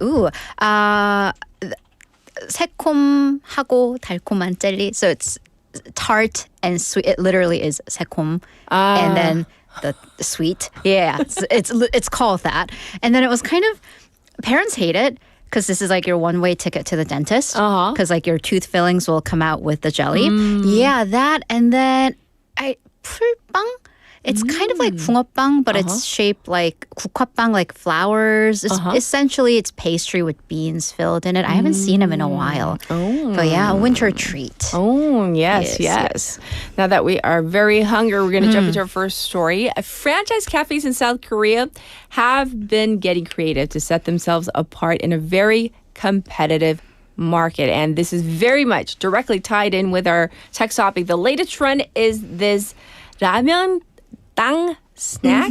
So ramen 땅, this is a snack, but it's basically if you are hungry and you don't want to cook ramen because your mom's right there. Right. You just break up some ramen, put the seasoning in it, shake it, and then you eat it. That's a snack. Oh, I'm sorry. I just had that. That's what that was? That's what we call like ramen 땅. I mean, there are snacks that like come pre-packaged, but then you just do that with any uncooked ramen. Right. So one coffee franchise has this ramen 땅, the broken up, crispy, toasted. This is what sets it apart. Uncooked ramen and seasoning at 1,900 won. Yes. Not an advertisement, but a lot of people find it cheap, yummy, but also for those who are making it, super hands-on. And this, how hands-on is this? Well, this franchise has a manual for its employees. So a typical coffee or a beverage will have 9 steps. Fewer for Americanos, but apparently 9 steps. This snack has 12 steps because it includes you spread mayonnaise, mayo on one side of the uncooked noodles. You zap that in the microwave for 1 minute. Flip it over. Repeat. Mayo, 1 minute. And then you need to break it into bite-sized pieces because it comes in just the whole square ramen. Right. And then mixed with seasoning. So according to one worker on social media, this person posted, hey, do you guys have any tips on how to prep for this or how to do this quickly? Because while this person was making this ramen 땅, they had 7 other coffee orders piling up behind them. Yes. And then this causing this like bottleneck effect as with traffic with limited staff. I'm laughing because I just saw the message from our little birdie. 위에 설탕 뿌려 먹어야 해요. 라면 땅. Is that so? What is your favorite ramen to make the snack with? Because the brand that I use is way too spicy. I do use a spicy ramen, but yeah. I want thoughts and comments. Okay. So our producer says 안천 땡땡. 생라면은 이게 제일. Oh, so you guys have experience. I had it at a my sister bought it from like a coffee franchise. I don't know if it's this one. Could but be. The one I had was like really spicy. You can change the spicy level. So I think she was messing with spicy. you. Thanks. Now I know. I thought it came in that one flavor. Apparently not. As a 동생, as a younger sister, I think she was messing My with you. eyes twitching right now. Okay. Well, okay. This is very much reminiscent of that whole 컵빙수 phenomenon from the summer. Because the ramen 땅 is the same franchise as one of the very popular 컵빙수 places from the summer. Yes. Same problems, limited staff, more hands-on labor. These become viral on social media. Everybody wants a piece. Coffee orders pile up. Consumer dissatisfaction because it's taking forever. That whole cycle. Right. And the one right next, the one that sold the cuppingsu, I have one right next to where I live. It was always it always says sold out. Yeah. And my theory was they don't want to make it. Exactly. But hiring more staff is not an option for many coffee shops. Right, because a lot of them are the lower price, the LCC, the low-cost coffee places. And the whole point is that they're trying to cut down on cost. But then let's look at it from the employee's perspective. They can't complain. Why? Because they are running out of options of places to work at. Yes. So we've reported on the lack of jobs in the job market for young people. And this apparently applies to part-time jobs as well. If you have young people, and especially as winter vacations coming up, everyone's looking for part-time jobs. That's right. But now the trend in the job market is micro shifts. 쪼개기 고용. So we're looking at 2 to 4 hour shifts, and then you just send them home. So experts say that the downside of this micro shift is that the worker is just never going to have enough hours to be experienced, trained on the job. That's because if you're true. working 2 hours per day, you check in and you check out. Right. But employers, they say they have no choice but to do this in order to cut down on these costs. Yes. Well, thank you for telling us about this angle. All right, our next story. This is kind of like the opposite side under the same umbrella of workplace grievances. A worker in Spain was fired for coming to work not late, but too early. Is this a thing? Too early. Apparently, it's a thing. This 22-year-old employee, according to local media reports, repeatedly showed up between 6:45 and 7 in the morning. Her workday started at 7:30 a.m. stipulated in the contract, which I hear our waivers saying like, what's wrong with that? Yeah, Dream what worker. is- Bring her here. Yes. So the company documented 19 early arrivals, and apparently she even got a verbal warning plus a written notice. Okay. She continued to come in before her scheduled shift.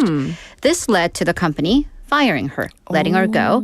And then the former employee, filed a wrongful termination suit. Interestingly, the court sided with the company. Interesting. So the court said you should not have come to work early. Yeah. But what is the legality of being let go for coming to work too early? Right. So this is the point that might shock Korean supervisors and bosses, but maybe also take note. So supervisors testified that no work could be performed before 7:30, start of the workday. And her early presence, quote, disrupted team coordination. So in court, the company argued that the employee did not take warning seriously and didn't change her behavior. And also in the law, the Spanish workers statute lists insubordination. So failing to follow these directions, disobedience, and repeated non-compliance as grounds for dismissal without compensation. Basically, whatever the order might be, if you don't follow, you can get fired. Yes. So the judge accepted the company's argument and saying that this whole behavior resulted in loss of trust with a lack of operational needs. So she didn't need to be there so early, and that justified the firing. But apparently this case also caused shock in Spain as well. Yes. Because people are saying this is the first time we've heard of this. Right. I also thought this comment was just kind of funny. If you're late, the bosses, are angry. If you're early, they're angry. Leslie points out, though, it's because she was given a warning. Yes. And she didn't abide by it. Right, so. right. All right. Let's talk about food again.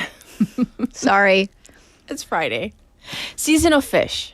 It's a must for the people of Busan especially. And winter is often associated with yellowtail 방어. But apparently the price tag this year may be out of some people's budget. Right. We're actually going to go to Seoul in their Noryangjin fish market. The yellowtail 방어 that was auctioned off Wednesday morning came to 33,600 won per kilo.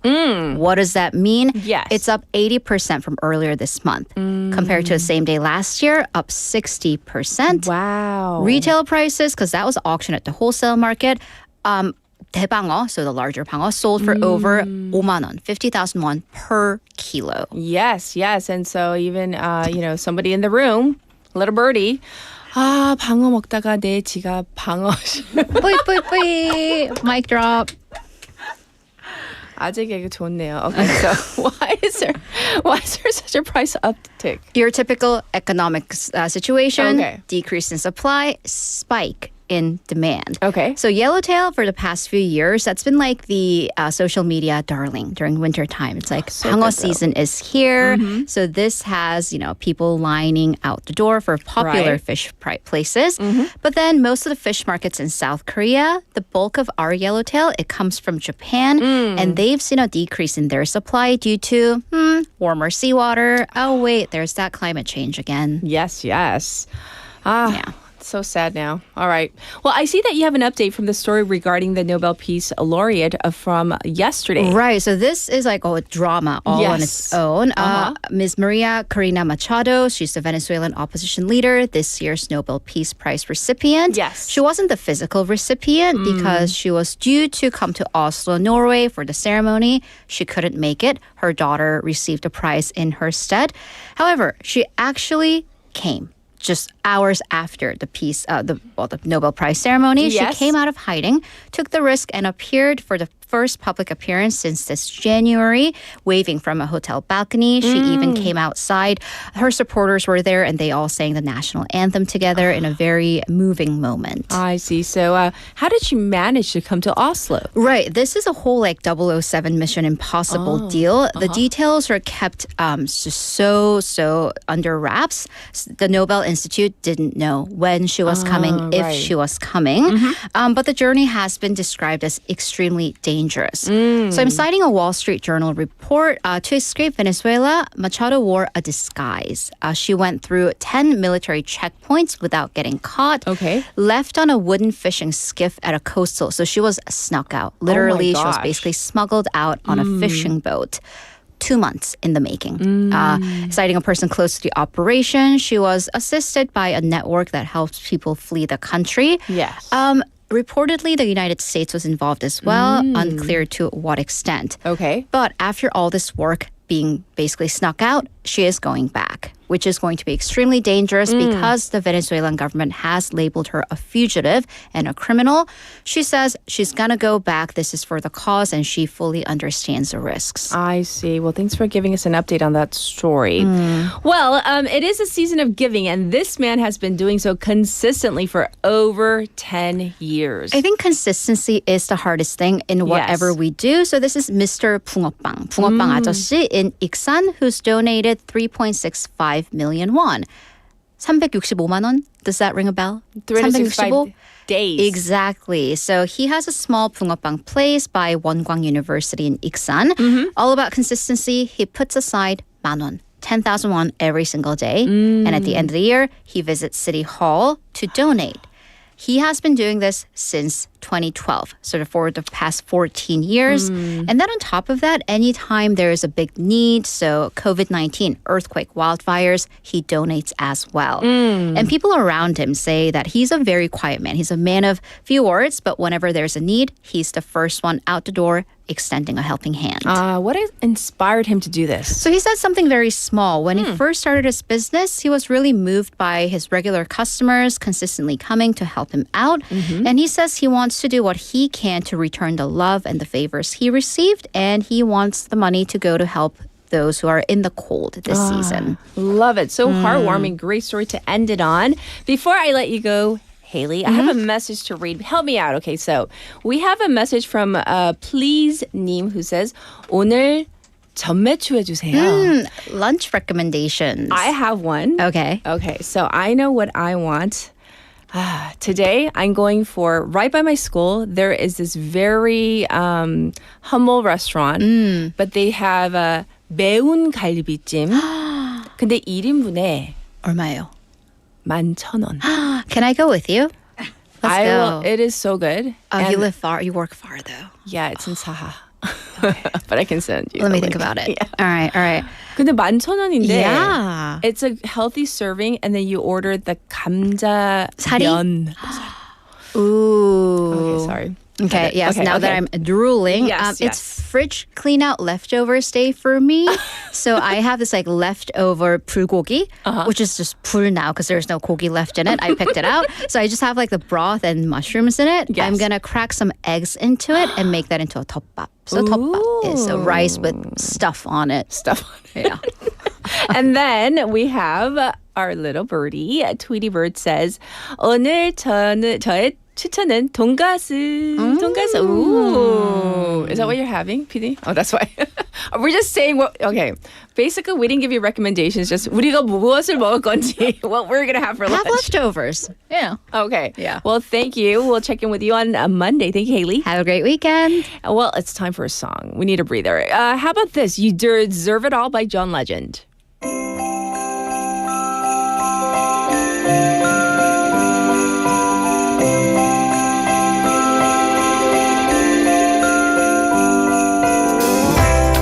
You've given me the world with all your love,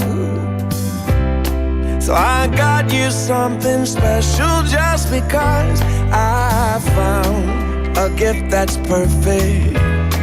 You're more than worth it. It's everything that you've been dreaming of. Oh, this is my love language, so I'll go ahead and say 'cause you're the gift that keeps on giving, and you deserve it all. You deserve it all. You know you've been good all year. Come over here and let me show you. You deserve it all. You deserve it all. I show you it more than you'll ever need. It's all good with me, 'cause you deserve it all. You give of yourself so unselfishly. So I wanna give you all the finest thing I've found. A gift that's perfect.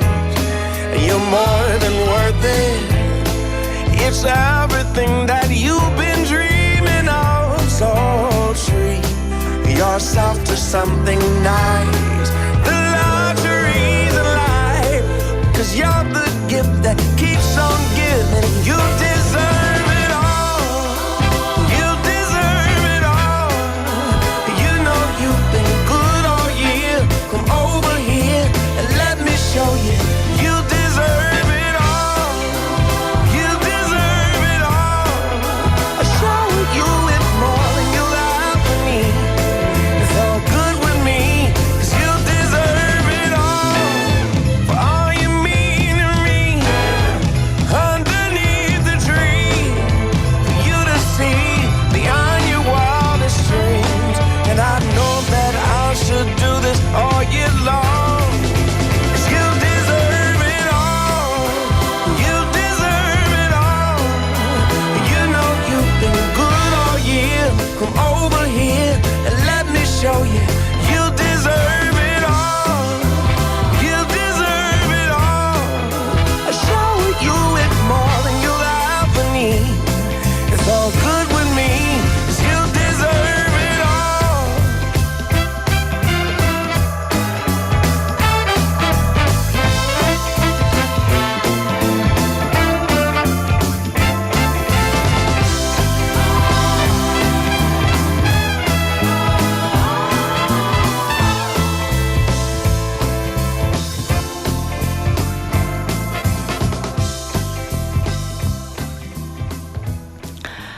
Yes, I want to read a few of your responses because our text topic is so, light and fun today. I asked you, what was your favorite snack back in the day? So looking at some of your responses, it's so hard to read these without saying the brand names because many of them, the companies still exist. So Leslie says, my favorite snacks from back in the day are the tortilla chips. You know, the fish, dory, or tori, is all I can say. And then the fig, Isaac thing. Okay, basically these fig, I can't call them cookies. They're really soft and mushy. Leslie, I'm surprised you like them. I always thought like, like my grandma might like. I'm not making fun, I'm just saying they're very soft. You don't need a lot of, teeth to eat those. They're a little mushy. But I do understand that they do taste really, really good. Benny says, crackers and cheese sticks. Ooh, so pretty simple. But, sometimes simple is the best. Jenny in Hong Kong says, 붕어빵 in the winter. And then the Matong Mountain. Because I've seen that it's still around, so can't say the name. So, those are some of your favorites, and the list goes on and on and on because, we have so many good snacks all over the world. But let's find out what An 교수님's favorite snack is. I'll be back with Global Affairs.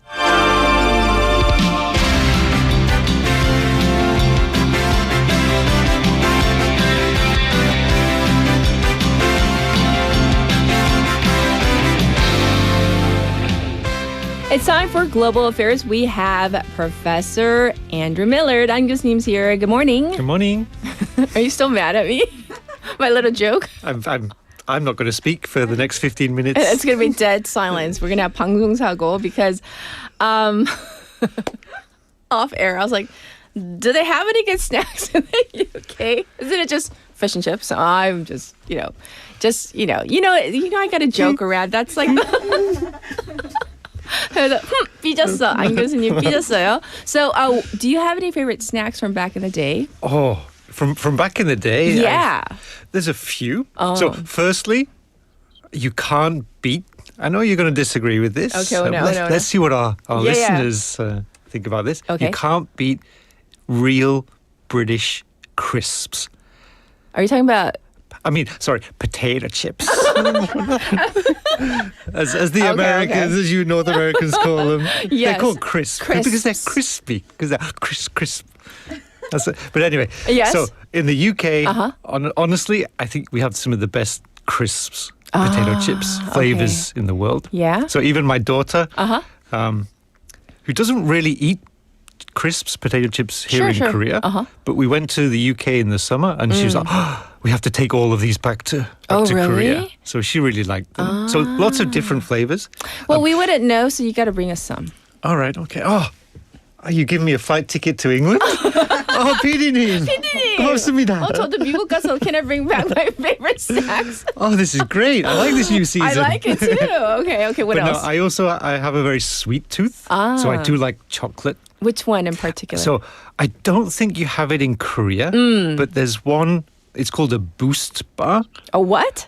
A Boost. Boost? And it's kind of like bar? a mix of I was going to say another one then, which you do have here. But it's chocolate with caramel and nuts and a bit of nougat and some biscuit.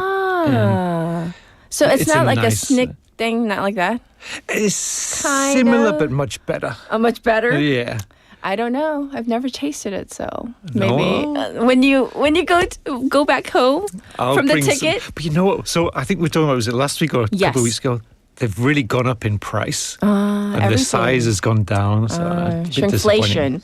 But, is that it? Oh, that's the one. Yes. Oh, okay. Yes. But also, I was just thinking, when I was really little, like 4 or 5, what I really liked to eat was basically just get a slice of bread, put some butter, lots of butter on it, and then melt the butter under the grill and just eat bread and butter. Bread and butter, like literally. Literally. I don't know why, but it was really nice. Interesting. But no fish and chips. No fish and chips. No stereotyping here, right? All right. Well, now that we are thoroughly hungry, we want all the snacks. We got to jump into global affairs. What do you have for us today? So, in the US, and they do this quite regularly. They publish what's called a national security strategy, which most countries do, most organizations do as well. But this one, it was a 33-page strategy, quite interesting. So America, so the Trump administration really seems to hate Europe. So if you read this, there were some things, so actually yesterday, the European Union delegation came down to Busan. Yes. So I met with the EU ambassador to Korea and a couple of the delegation in the trade section. Yes. And we were talking about this, and it's really just quite strange how the Trump administration just really has gone so away from Europe. Yes. But so we can see this in this national security strategy, but also he's talked about in the UN a couple of months ago, just how climate change and everything, which Europe is very strong on, Donald Trump's very against that. So it was a very interesting strategy. Yes. And the basic takeaway was he thinks that Europe and the European leaders are very weak. They're He thinks that they're too, he said, politically correct. Now, to be honest, so this is what I call the paradox of Trump. Yes. A lot of, if you really think about what he's saying, a lot of his policies, a lot of his ideas, actually they're not too bad. So a lot of his policies, other presidents in the US in the past have had very similar policies. So on immigration, that's not a new policy. He's just taking it much more extreme. Yes. And he's doing it in a very different way. And the rhetoric, the way he packages it, though, exactly, I think is what bothers a lot of people. And just the fact that he lies a lot and he's very brazen about that. Okay. Yes. But also, so drug policy and other things like that. So again, he has some good points. He just goes about it the wrong way. So actually, with this national security strategy, even the German Chancellor Merz, he said, you know what, actually, on a couple of points, Donald Trump is correct. Everything else we sort of highly disagree with. Okay. But again, there's a few things. So in talking about this idea that the European Union, that the European leaders are weak, that they are too politically correct. I see. And basically for Europe, everything is very slow. This shows that Donald Trump really doesn't understand what the EU is. Okay. So I thought we'd sort of talk a little bit about that. Sure. Okay. So to be honest, again, not just Donald Trump, not just the current administration. In the past, there's also been a lot of criticism about the EU because it can be a very slow process. Okay. If anything, we could say that Europe, it's too democratic. So it has these various different institutions. So the EU was built basically back in the early 1950s. Yes. But from the very start, they've always had institutions. And these institutions basically share power. There's no sort of specific leadership in the EU.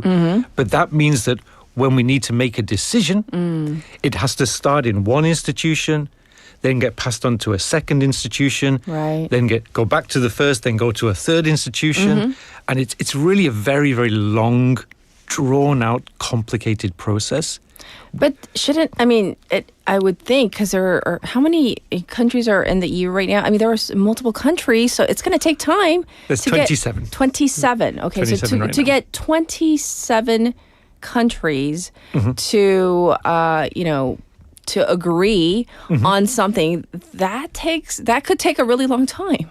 No? Exactly. Yeah. Yes, So it's all just- of these countries have a lot of different national interests, different resources, different locations. So, for example, right now I'm focusing my research more on European defence, and this is really very clear to see that sort of the more eastern countries are really spending much more on defence, whereas the further west you go, they're spending much less because of the different threat perception. Geopolitical, I mean, they're there. But then you also get countries like Ireland and like Malta, which basically just by their constitutions are Pacific. They're peaceful countries, so they don't focus on that. So you have all these different countries with different interests trying to work together.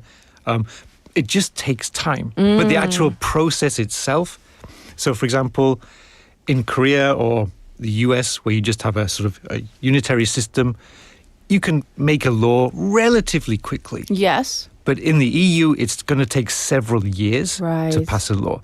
Just because it's, like we said, to be honest, maybe at times too democratic. I see. Which means during times of peace, it's a really great system because you have the time to spare. Okay. But what Donald Trump really is focusing, again, this is the security strategy, is for things like now, because there's the war in Ukraine, maybe we should be taking quicker decisions. But because the EU process does involve 27 states working together, you have to get these 27 leaders to come to the table, discuss it, and then go through this big, long process. So it takes time. So I have a question for you. So you can remind our listeners. So when it comes to agreeing these 27 nations, does it have to be unanimous? How does it go? So again, for different industries, different policies, policy areas, there's different things. These days, it's mostly by what we call QMV, which is qualified majority voting. It's, to be honest, that's quite complicated. What time is it? We don't have time to discuss what that is. Maybe next week we can do that in detail. But security and defense, this is one area which right from the very start has been something that the EU has not had what we call competence, including Guanan.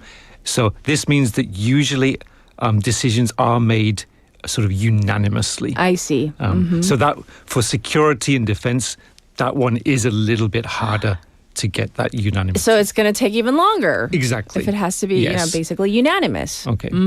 So this is really the big problem. But also the EU is very much supporting Ukraine and we know Donald Trump, the security strategy as well. Again, another interesting point of this. Basically, and even the Russians said, this was in the Russian media, we like this security strategy. This very much fits in with the Russian view. It was very not very, but it was more pro-Russia. I see. Very anti-Europe. North Korea also wasn't in this security strategy. So it was a strange one. Interesting. Okay. Yes. So also one more thing about Donald Trump. Again, this strategy sort of criticizing Europe, being too politically correct. Again, the EU is built on 5 values.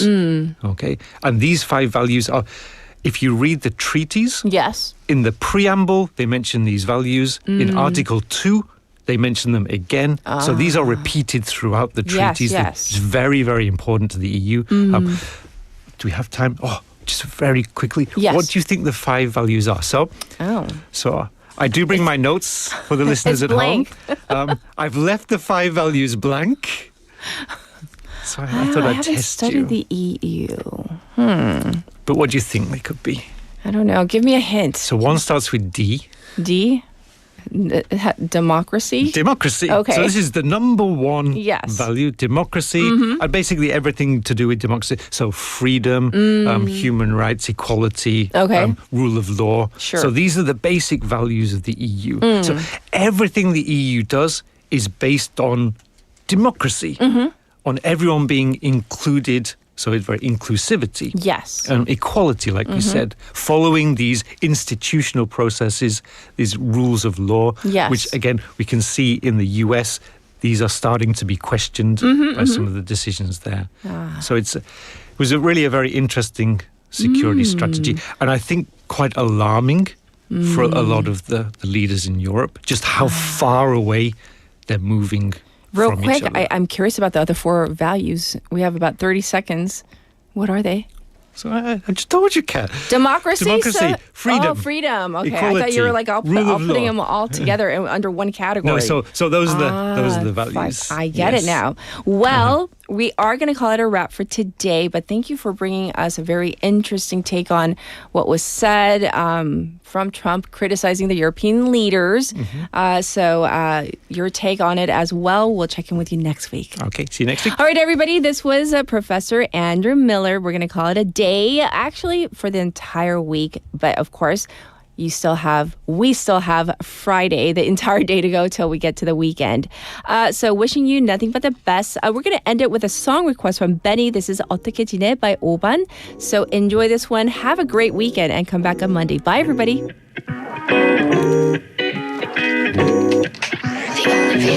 어떻게 지내 식상한 말이 내 가사가 될 줄 몰랐어 얼마 안 됐네 지나온 날이 다 알아도 그립더라고 I still need you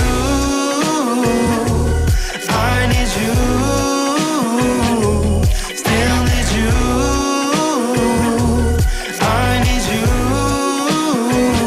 시간이 흘렀어 우린 정말 사랑했지만 가사를 쓰는 법도 잊어버리게 됐지 난 헤어지면 우린 노래를 제발 내지만 아달라 했지만 못 들어줘 미안 나는 하루 종일 누워있었어 불면이 심해져서 피곤한 날이 없어 가끔은 문 밖에서 누가 문을 두드려 그건 환상인데 또 나는 두려워 다시 눈 뜨면 네가 있을까 그런 무서운 표정을 지을까 아니면 어떤 대화를 나누고 싶어질 수도 있어 그때처럼 대체 왜 보고 싶지 남겨진 상처 대신 남은 건 혼자 돼버린 역시 너와 나겠지 난 아직 낯설기만 해 넌 어때 더 지독해지기 전에 잊어볼게 어떻게 지내 식상한 말이 내 가사가 될 줄 몰랐어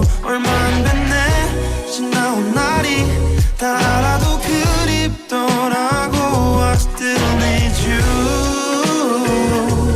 I need you Still need you I need you 월요일엔 병원을 예약했어 너 없이 사는 게 힘들어 사람을 만나 너도 알겠지만 오봉이도 데려와서 너무 그리워 하지 않더라 예쁨 이는 난 약을 먹었지만 아닐 거야 별일은 자전거를 타고 어디론가 가려면 단 너와 간 곳 보는 게 좀 그럴 뿐이야 여기저기 핑계를 대 불면증 습관이 돼 너가 아닌 사람에게 널 원하고 흉터가 된 상처는 더 이상 아프지가 않잖아 그래서 널 그리 나와 이제 눈물이 나와 널 다치게 하지 않을 순 없었을까 만약 나 때문이었다면 다 나 때문 어떻게 지내 식상한 말이 내 가사가 될 줄 몰라